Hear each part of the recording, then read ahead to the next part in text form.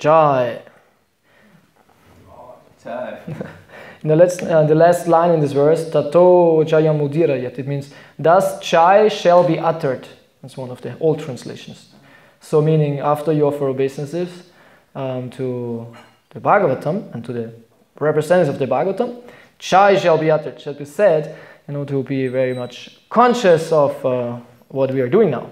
Because what we are doing now is nothing small, it's very profound in hearing and reading Srimad Bhagavatam, which is also called Grantha Raj Srimad Bhagavatam. Grantha is a scripture, and Raj means the king.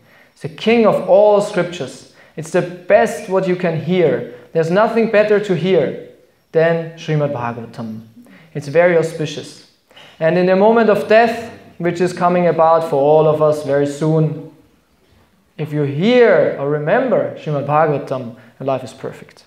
And Srimad Bhagavatam is not different from the Supreme Personality of Godhead. And not just that, it's actually the sweetest part of Krishna. It's the most intimate, most wonderful part of Krishna is Srimad Bhagavatam. So Srila Prabhupada came to the West with the mission to bring us to Srimad Bhagavatam, and he institutionalized a reading of the Bhagavatam in form of this class which we have every day. He made as a standard for all the devotees to regularly hear Srimad Bhagavatam. Nityam Bhagavata Sevaya. Nityam Bhagavata Sevaya means like regularly. And this opportunity shall be used by all sincere sadhakas. Sincerity is shown in your attendance of Srimad Bhagavatam class. Not only, but this is one measurement. How serious are we taking our sadhana? The elements of our sadhana, which are given by Srila Prabhupada. Srila Prabhupada gave this, and we should use this. Because we don't have spontaneous love for Krishna, most of us. And in order to get spontaneous love to Krishna, natural love to Krishna, Rag, we need to go through this process of the regulation. We need to. We cannot overjump that. So the more we understand the wonderfulness of Krishna, the beauty of Krishna, the more we would like to associate with Krishna, come into his intimate circle, the more we understand how important it is to follow the sadhana. Right? You see the goal behind it. You see the purpose behind it. Where it will lead. And we have to work on that understanding, consciousness. Yeah? This is our duty. And this nobody can do for you. Nobody can do that for you. We sing and dance in kirtan together, we do our japa together, this and that. But actually, the real bhakti yoga is an individual thing. And we are here together inspiring us, and we have all this social pressure, spiritual social pressure, which is good. But in the end, nobody can force us to love Krishna. So, this is deep, it's profound, and it's tricky because it's hidden. And hidden in everyone's heart. And when we don't search, we will not find. And the longer we're in this movement, we should understand that, and the more intense and determined we will search. Yeah. So the Bhagavatam is opening this door, the door to the real Bhakti Yoga. This is actually what the Bhagavatam does. All of Prabhupada's books are doing, but Bhagavatam has a certain function in this process. So, that as a little introduction to what we are doing now. So please be conscious, work with us now in reciting the verse, in listening to the verse, in listening to Srila Prabhupada and listening to the explanation. It makes the whole group work now more effective, yes. Okay, we chanted already the introductory prayer and offering obeisances to the Supreme Personality of Godhead. And now we are going to read from the Srimad Bhagavatam, Canto 1, entitled Creation, Chapter 18, Parikshit cursed by Brahmana boy, and we're going to read the text number 13. Is that right? Mm-hmm. Yes. Okay. Tulayama lavenapi na svargam na punabhavam Bhagavat Sangi Sangasya Martyanam Kim Mutashishaha Translation and purport by His Divine Grace, A.C. Bhaktivedanta Swami Srila Prabhupada Ki. The value of a moment's association with the devotee of the Lord cannot even be compared to the attainment of heavenly planets or liberation from matter, and what to speak of worldly benedictions in the form of material prosperity, which are for those who are meant for death. Purport. I know that the read spoken word or read word is sometimes a little bit difficult to follow, so try to stay focused. The purport is maybe 1 page, is not too much. I try to read as pronounced as possible to not make it too difficult for listening. So, purport. When there are some similar points, it is possible to compare one thing to another. One cannot compare the association of a pure devotee to anything material. Men who are addicted to material happiness aspire to reach the heavenly planets like the moon, Venus, and Indraloka. And those who are advanced in material philosophical speculations aspire after liberation from all material bondage. When one becomes frustrated with all kinds of material advancement, one desires the opposite type of liberation, which is called apuna bhava, or no rebirth. But the pure devotees of the Lord do not aspire after the happiness obtained in the heavenly kingdom, nor do they aspire after liberation from material bondage. In other words, for the pure devotees of the Lord, the material pleasures obtainable in the heavenly planets are like phantasmagoria, and because they are already liberated from all material conceptions of pleasure and distress, they are actually, factually liberated, even in the material world. This means that the pure devotees of the Lord are engaged in a transcendental existence, namely in the loving service of the Lord, both in the material world and in the spiritual world. As a government servant is always the same, either in the office or at home or at any place, so a devotee has nothing to do with anything material, for he is exclusively engaged in the transcendental service of the Lord. Since he has nothing to do with anything material, what pleasure can he derive from material benedictions like kingship or other overlordships, which are finished quickly with the end of the body? Devotional service is eternal. It has no end because it is spiritual. Therefore, since the assets of a pure devotee are completely different from material assets, there is no comparison between the two. Suta Goswami was a pure devotee of the Lord, and therefore his association with the rishis in Naimisharanya is unique. In the material world, association with gross materialists is veritably condemned.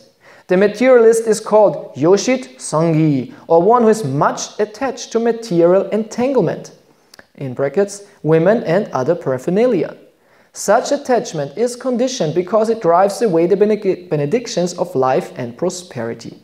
And just the opposite is Bhagavat Sangi, or one who is always in the association with the Lord's name, form, qualities, etc. Such association is always desirable. It is worshipable, it is praiseworthy, and one may accept it as the highest goal of life.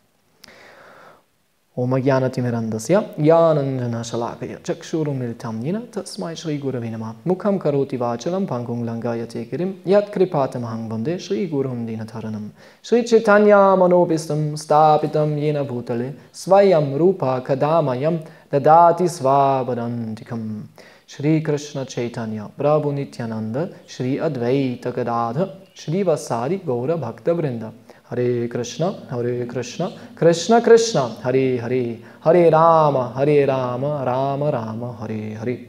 Tulayama lavena pi na svargam na punabhavam bhagavat sangi sangasya martyanam kim utashishaha. The value of a moment's association with the devotee of the Lord cannot even be compared to the attainment of heavenly planets or liberation from matter, and what to speak of worldly benedictions in the form of material prosperity, which are for those who are meant for death. Hare Krishna. There is a verse in the Bhagavad, in the Chaitanya Charitamrita, how's it? Sadhu Sangha, Sarva Shastra Hoy, Sadhu Sangha Lava Matra, Sarva Siddhi Hoy. Right? Sadhu Sangha is praised very much. And it said lava matra. Here also the word is used, lavena api. Lavena, it's a moment. So lava matra is even a bracket, a small part of a moment. And Prabhupada in this Chaitanya Charitamrita, he says this is like one, what is it, hundredth part of a second or so. He gives like an exact measurement of what a lavena is, lava matra. And it says sadhu sangha, it's pronounced 2 times, sadhu sangha. The association of sadhus. And it's very powerful, and it can give you all perfections. All perfection. And what even lava matra, a short moment, a little moment of association with a pure devotee can give you all perfection. Very powerful. And so here Prabhupada begins, when there are similarities between 2 things, you can compare them. But Prabhupada says the association with a devotee has no comparison. It's completely different because it's spiritual. And here this association with the pure devotee. And devotees actually in general, but the purer, the better, is praised very much. And so those who are very sincere, very sincere in Krishna consciousness, live in the association of devotees because they understand this point. There are many devotees, the mass of devotees nowadays does not live directly in association of devotees. In the beginning time it was like that, but now the majority of devotees, ISKCON devotees, is congregational, and they shall not be discouraged by such words. So they are also serious. But those who are like very, very serious, what can be said, they take the step and live directly, search for association, search for a community to live because they understand this point very much.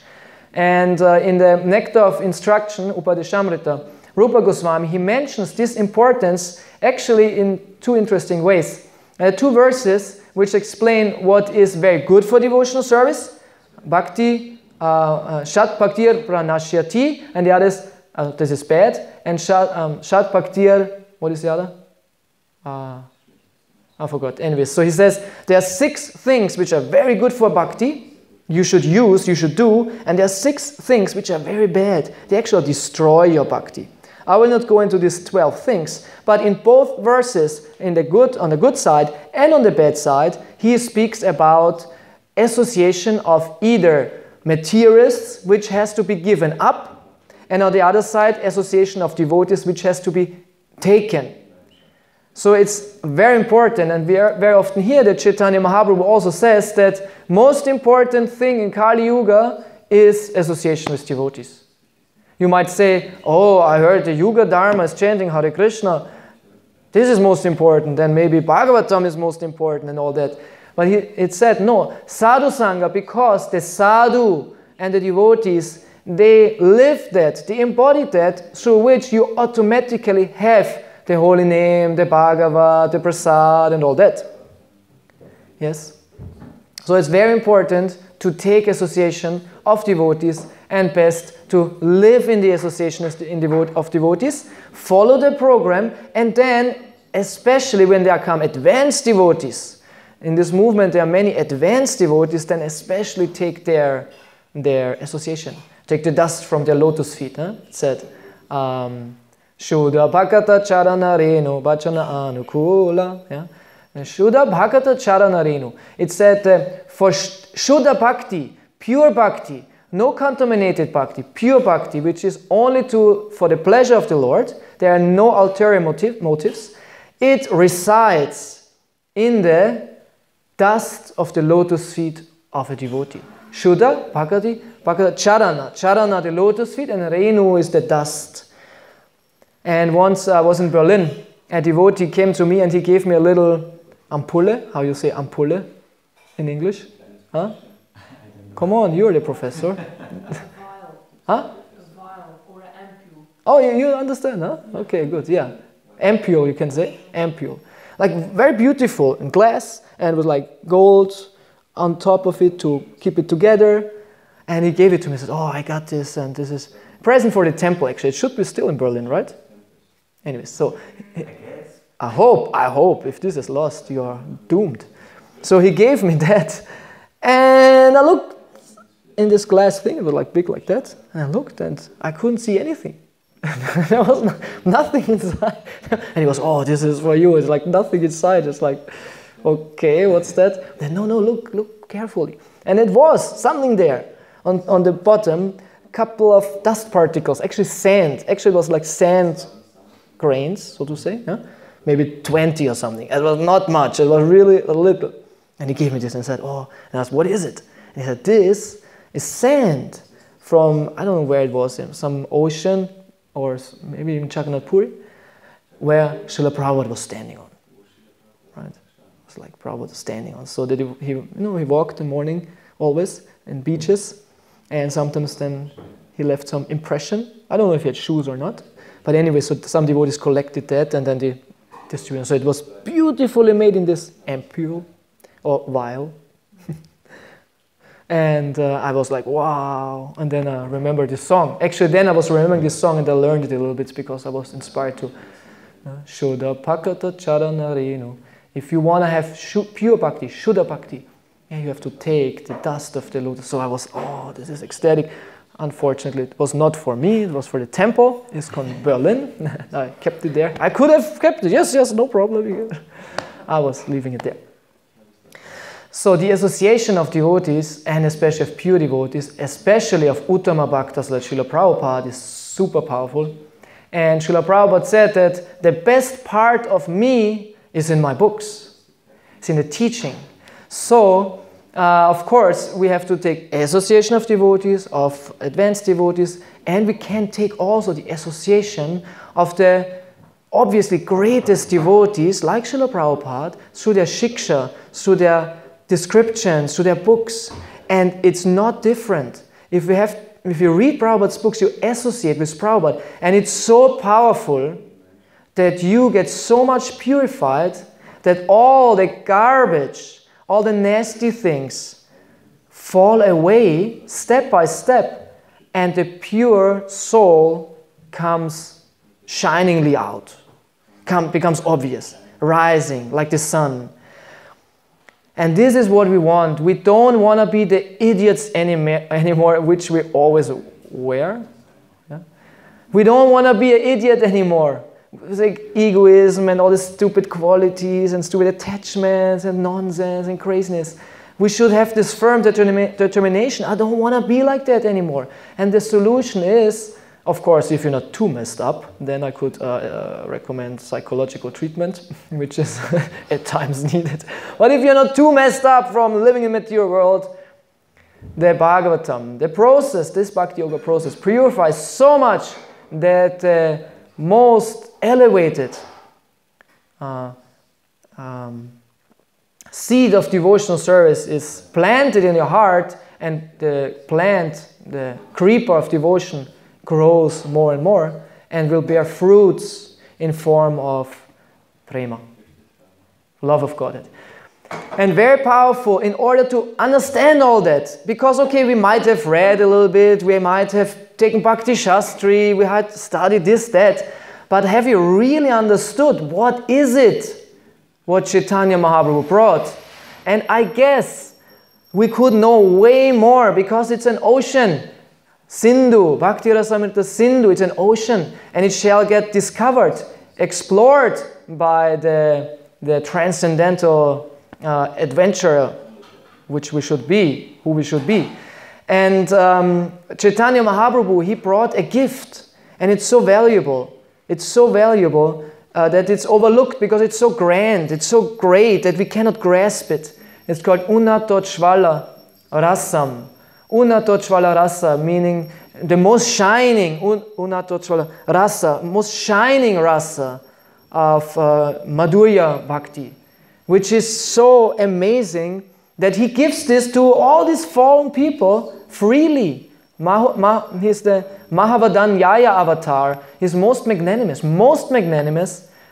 meaning that he gives the most shining, beautiful, amazing thing to the most fallen. Right? This is Mahavadanyaya. So we are one of these fallen people. So we got this present. We got this present. So we should take it. We should take it and work with it. Live it. Relish it. All that. So what is it? It is bhakti, it is pure bhakti.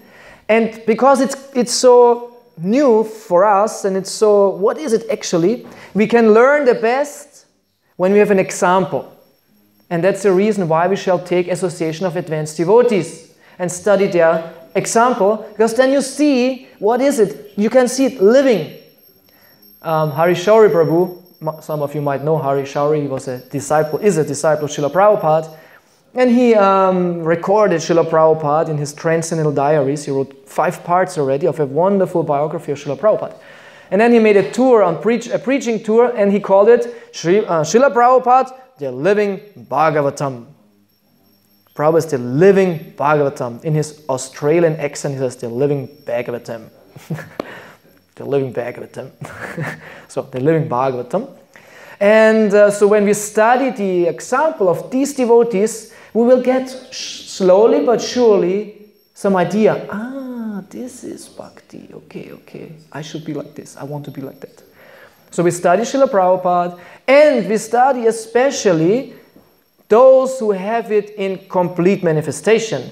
And these are the inhabitants of Vrindavan.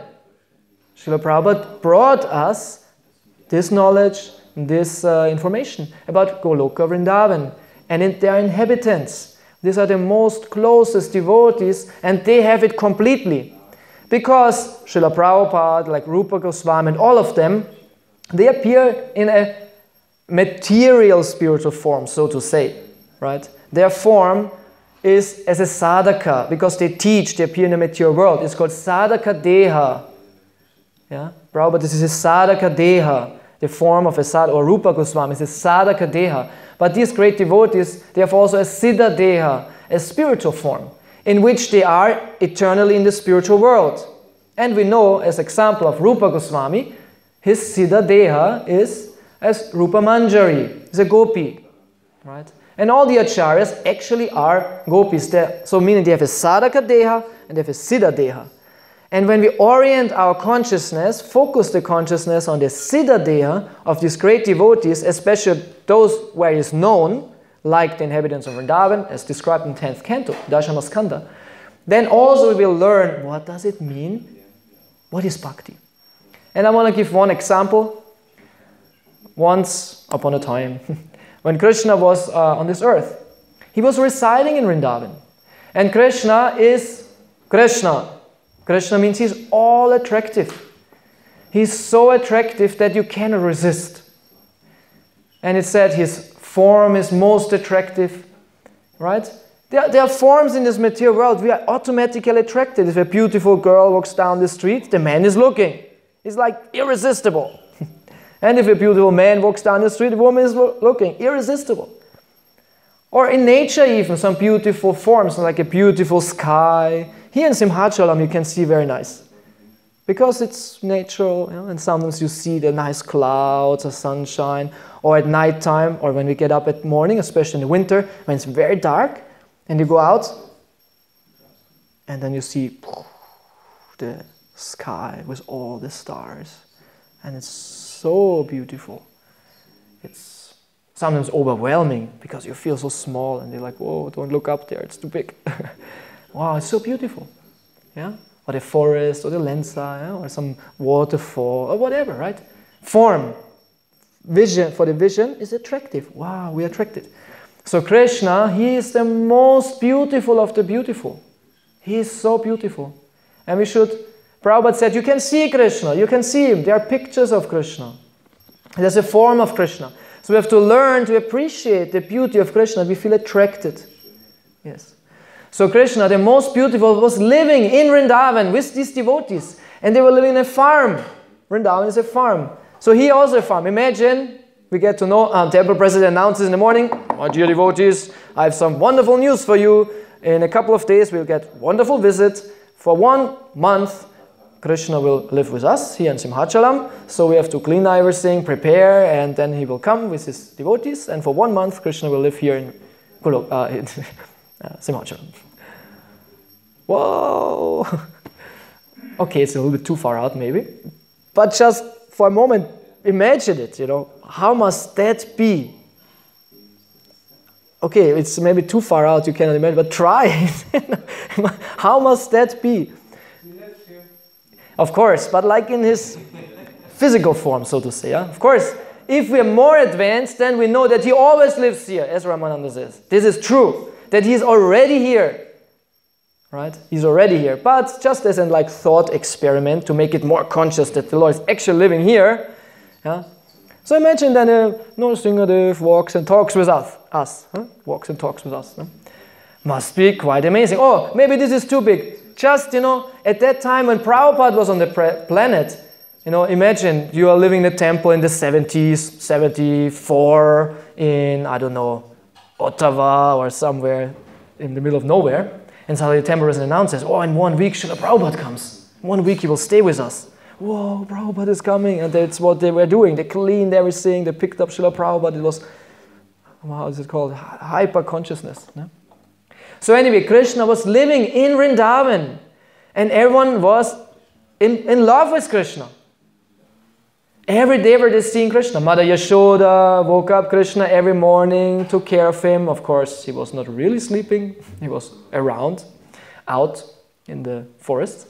And then she was dressing and Krishna was sitting and some breakfast, this and that, and was going out with the friends. They were herding the cows. And everyone loves Krishna.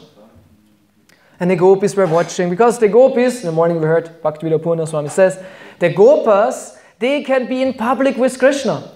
Nobody minds. Sudam, Sridam, Mangal, Madhu Mangal and all of them. They can go in public. Oh, Krishna, how are you doing? And they hug Krishna or they make jokes with Krishna in front of everyone. No problem. The gopis, they cannot do that. They are only, oh, we would also like to be with Krishna, but they cannot.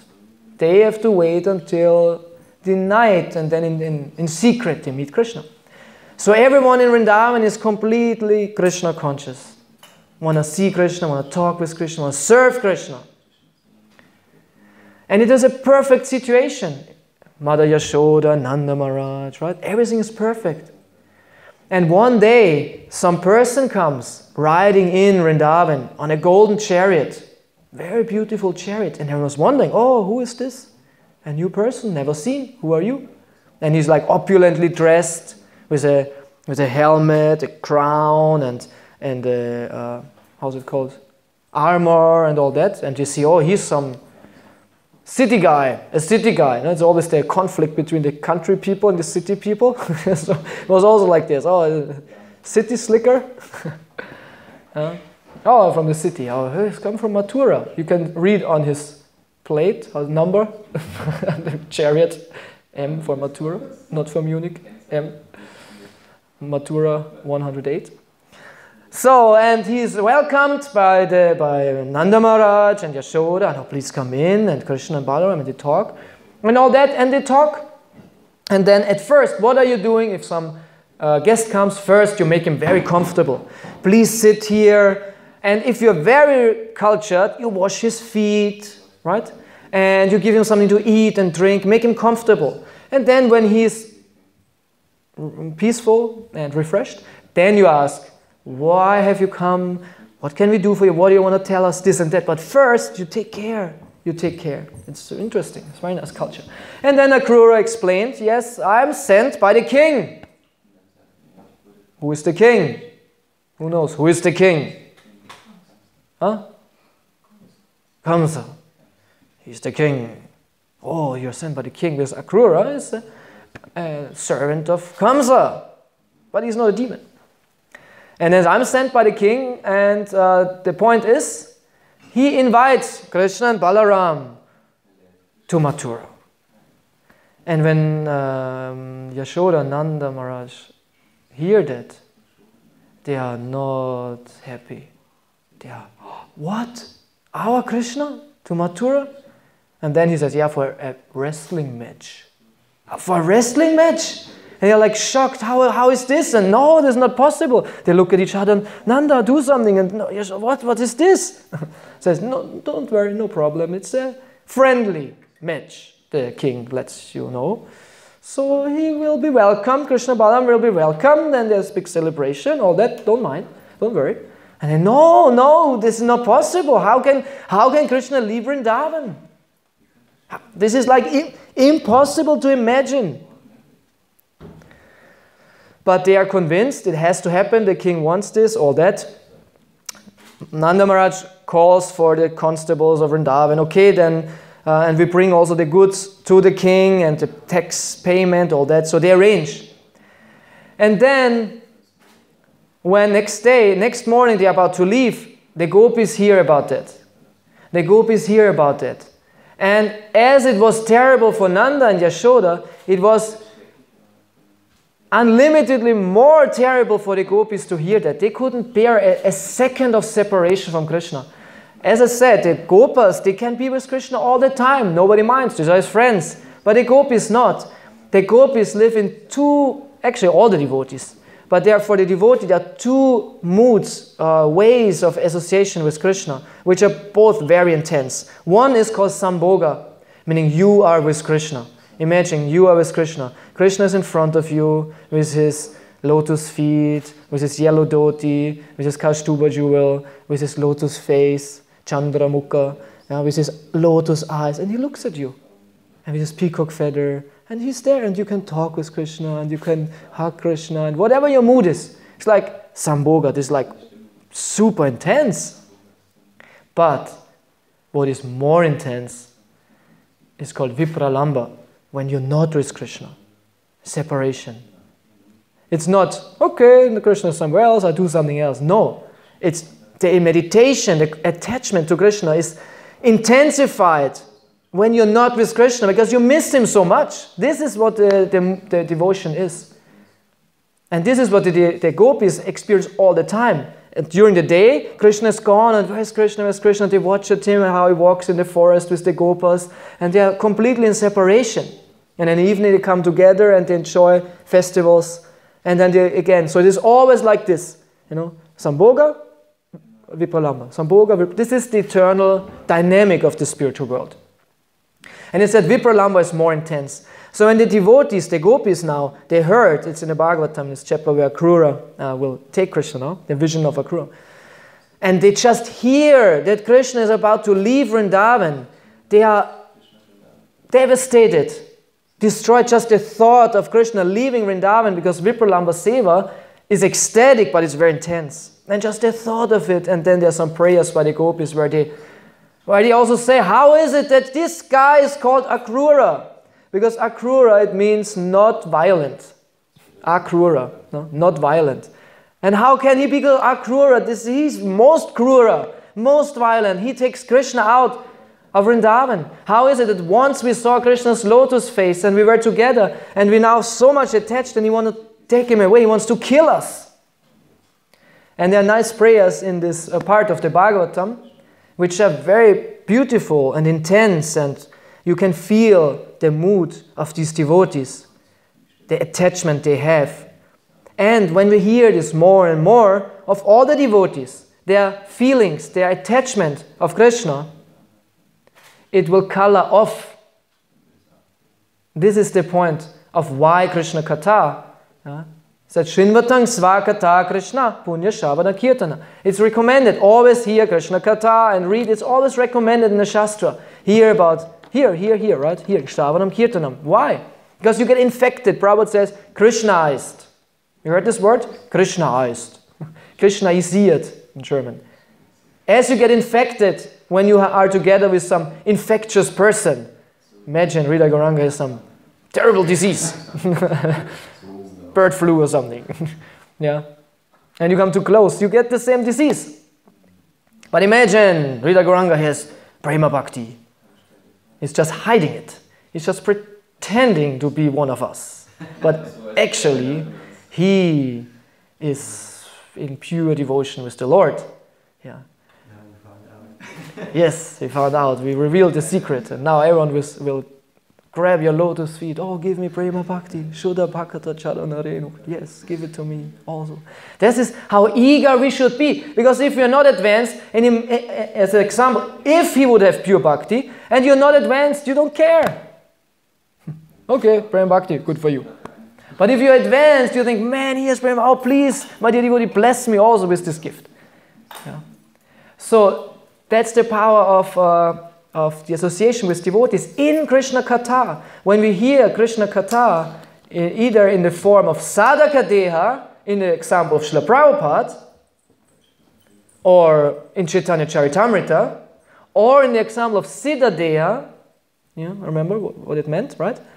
Both is perfect, both is powerful, both is pure, both colors off and infect you with the same bhakti they have.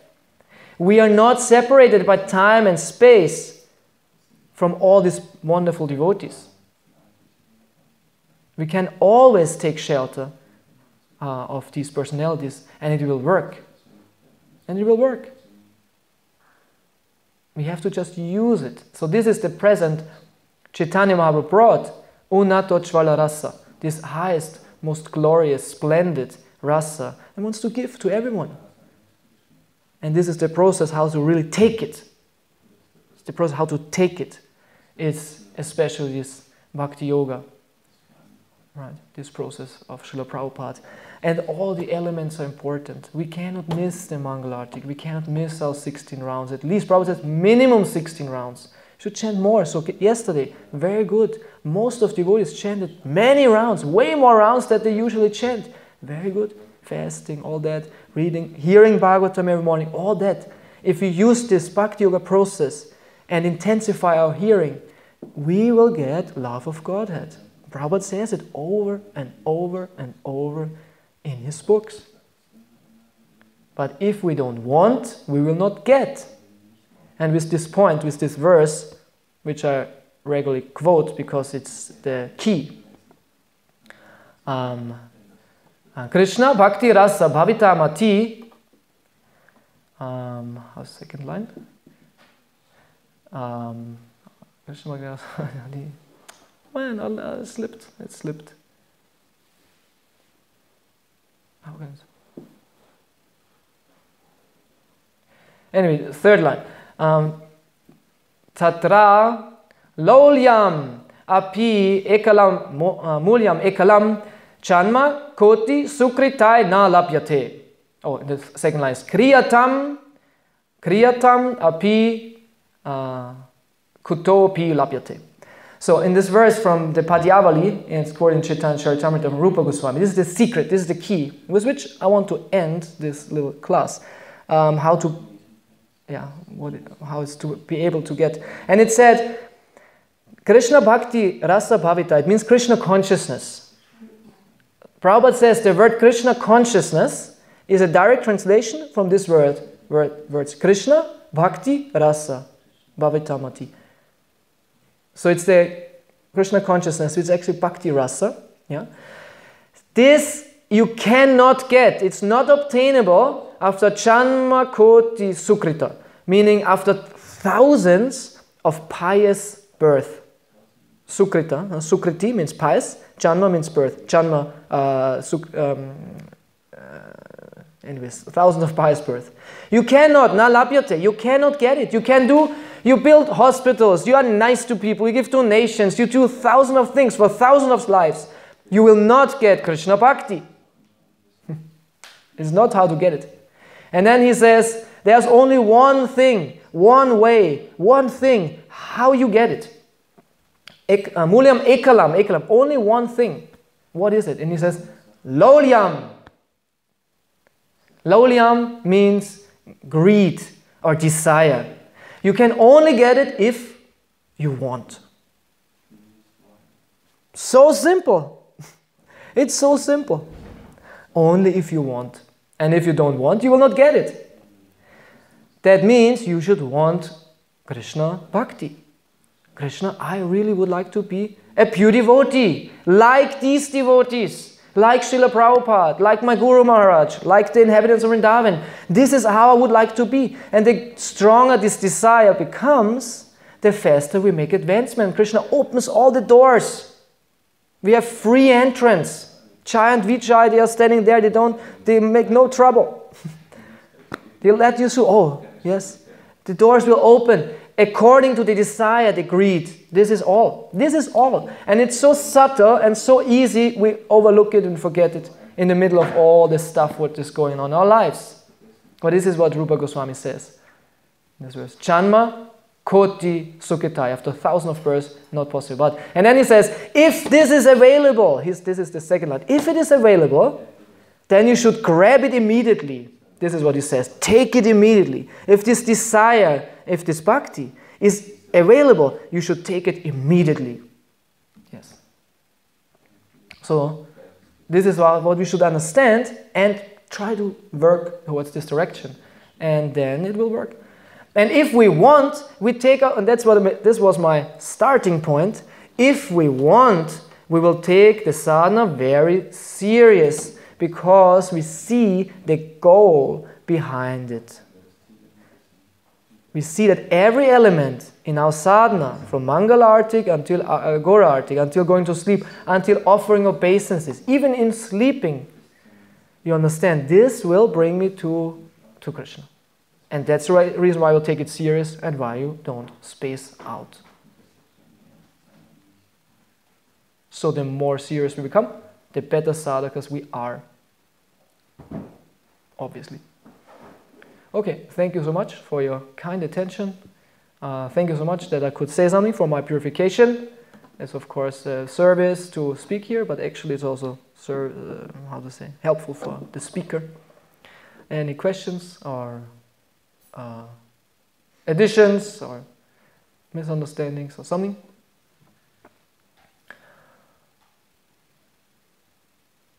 Yes? Yeah, question? That means that besides the most important elements that Prabhupada gave us, like the programs and the chanting, we should also be like greedy for any other service we can get? Yes. Loliam includes, if you're very hungry and you want to eat and it's not a fasting day, you will eat. You not say, oh, I wish I could eat. Yeah? The desire wants to get fulfilled. If this desire is not fulfilled, you are not satisfied. So lolia means greed for something. It's not the greed, it's the object of your greed, what you want to attain. So for us, the practical application of this verse and this principle is sadhana bhakti yoga. Then you will be very attentive because, wow, this is what I want. I want Krishna. And this is the way how to get him. Right? You take your sadhana very serious. And you want to make more service. And more intense service. And distribute more books. And chant more. And sing more. And take darshan more. And serve the devotees more. All that. Okay? Good.